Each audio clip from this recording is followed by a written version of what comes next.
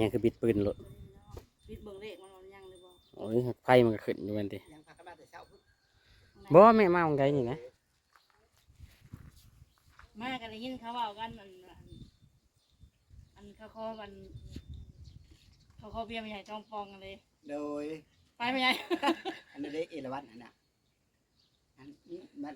แม่ว่าจะพวกอีลอยอาจจะพวกอีลอยเนี่ยลงมาแล้วว่าเรากายเราเลยเห็นแล้วว่า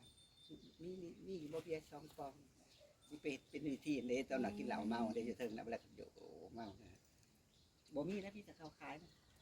หายในพวกน่ะแม่เลยไปซื้อให้2 ปอง 30 อืม 30,000 ปองหรือ15เด้มามันก็คือไปกินวิชาวันวิธีว่าเฮ็ดเมาเด้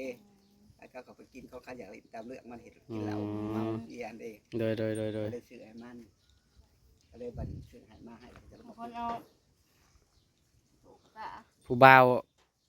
หมอลำพี่น้องเอ้ยขอเบียร์น้ำไม่ใหญ่ซ้อน บ่าวหมอลำขอเบียร์น้ำไม่ใหญ่ สบายดีไหม เลยซื้อให้เพิ่น ปาด สนอง โดยเนาะซ้ำนี่เนาะแม่เนาะ แม่ก็ทำนั้นดำ โดย ว่าเพิ่นอันคันเขาเจ้าเสนอหั่นนะ โดยคำเสนอเนี่ยได้ให้มอง แม่ใหญ่สนองให้พี่น้องเอ้ย ป้องกันนะ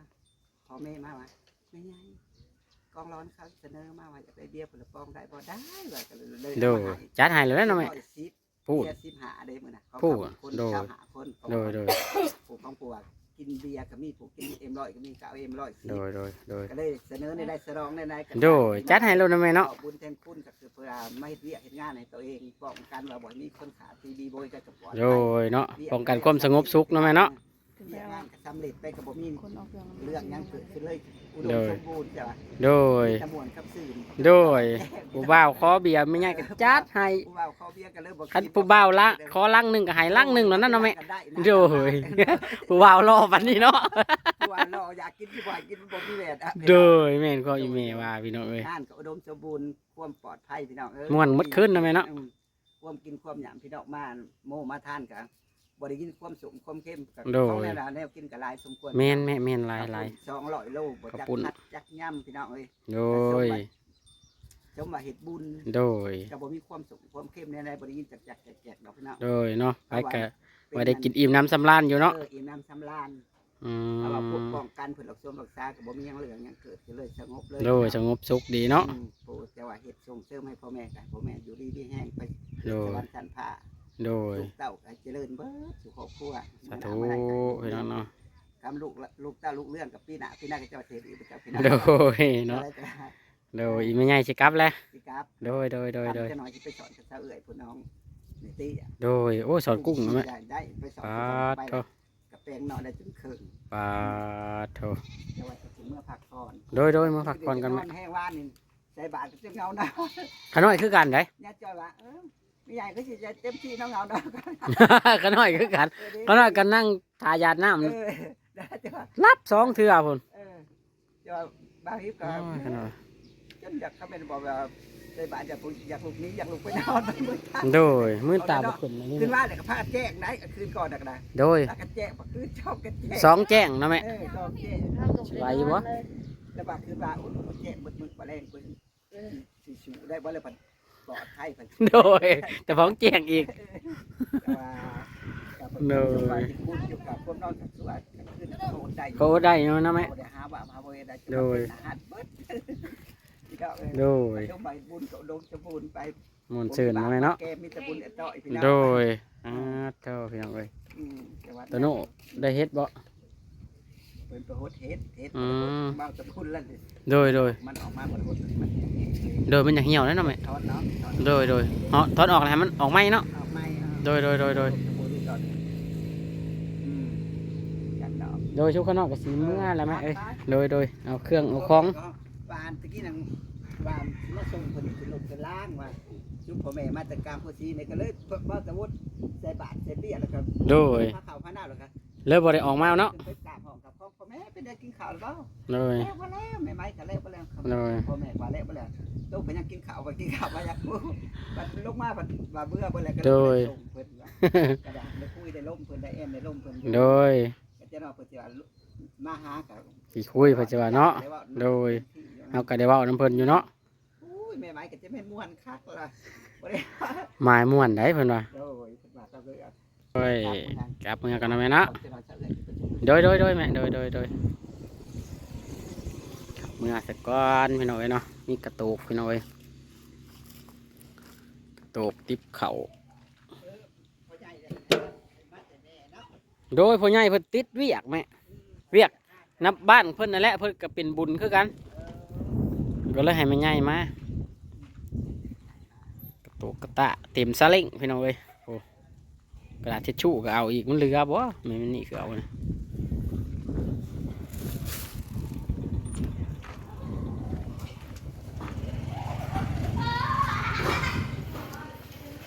ทำอะไรกันสบายดีอ้าวไม่พูดด้วยเลยพี่เทนเนี่ยโอ้เสียวไปใช้ไปขายสองเสียวเสียวอันเฮ็ดนางฟ้าไปขายพี่น้องเลยไปประเด็นมันขนุนเลยนะ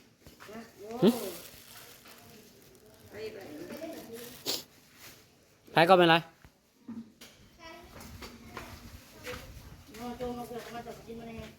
เครื่องอยู่ใช่นะเครื่องยังคือว่าใส่ซาเล้งลงมาก่อนจังเอาตัวนี้ขึ้นโอ้ยเหลวโลบาทเนี่ยเบิดบอลหรือเปล่าก็เดี๋ยวว่าหมูเมิดมาลูกมาเฉียวถุงขนมถุงอันนี้ช่อยจัดนั่น จับใส่ลง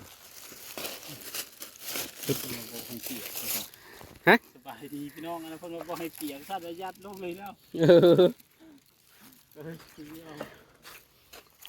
คนลงมาอีกแล้วพี่น้องคนถึงคนลงขนาดนั้นจนบ่มีห้องไว้ เอาลงมาหัน นี่ลูกมันเดียวลงมาอีกแล้วเนาะโอ้ยจะไปไหวครับ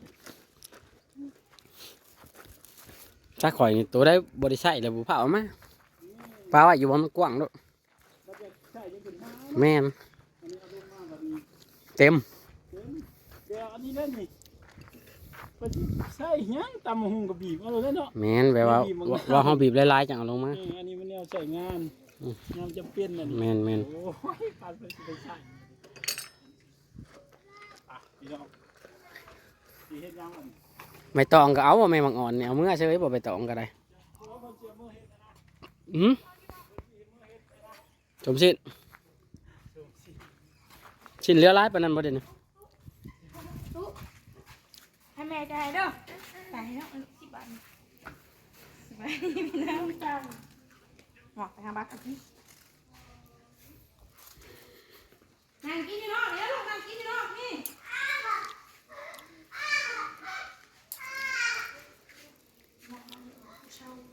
เอาละช้าไปใช่นี่นะ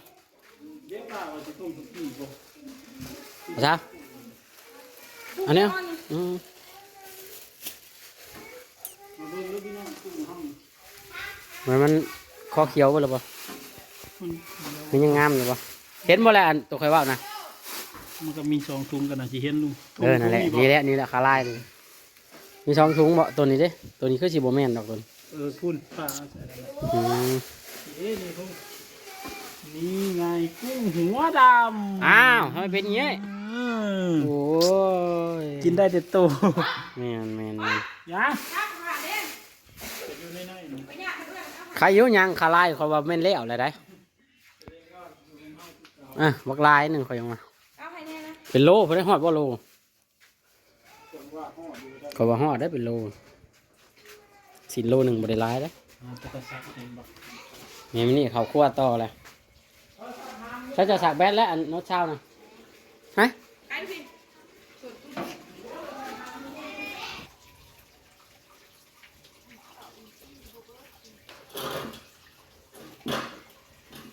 นี่จะเฮ็ดหยังพี่น้องเอ้ย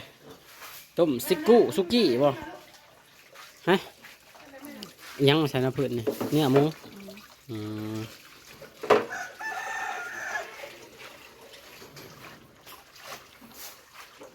นัดบ่าวดาวว่าสิออกไปหาเพิ่นพี่น้องเอ้ยยังบ่ได้ไปอยู่มันก็มาแต่เมียงเพื่อแล้วงานกับหมูก็เหลือแต่โครงห่าง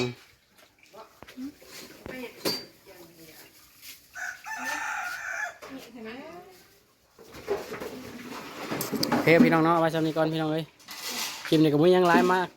ขนเครื่องขนของกลับบ้านปังพี่น้องเอ้ยท่านเอาไว้ก็ยันหกขั้วป้าขาลายนะเอาขาลายขาดำเอาเบิด เล่นลูกน้องมาเอาเมื่อไรกันได้สิ ฮะ ลูกน้องมา อ้าวลูกน้องคนล้างจานคนเก็บของเปะป้ามาเลยพี่น้องไอ้พวกเด็กป้า ยัง ขอบคุณคุณหลายพี่น้องเนาะสุขุทุกคนขอบคุณทุกกำลังใจขอบคุณทุกคอมเมนต์พี่น้องเอ้ยกันมาคลิปหน้าขอให้อยู่ดีแห้งสุขุทุกคนพี่น้องสำหรับคลิปนี้สบายดี